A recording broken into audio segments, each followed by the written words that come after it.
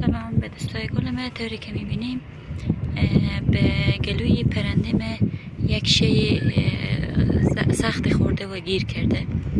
به خاطر که این کار ما بتونیم که این چیزی که خورده ای بره پایین، اول که ماساژ میدیم. اگر دیدیم از طریق ماساژ برطرف نشد، میتونیم که از طریق روغن زیتونی کار را انجام بدیم. میبینیم چقدر این پرنده اذیت. روغن زیتون به 1 cc خیلی میکنیم به هر قضیه و این خوب میشه انشالله.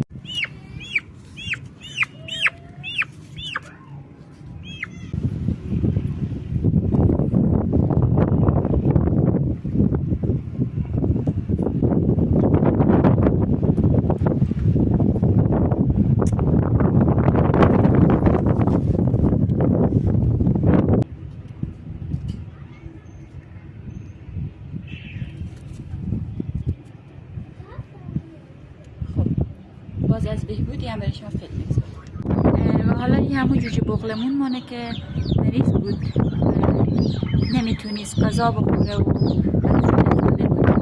به چی راحتی غذا میخوره و سرحال شده.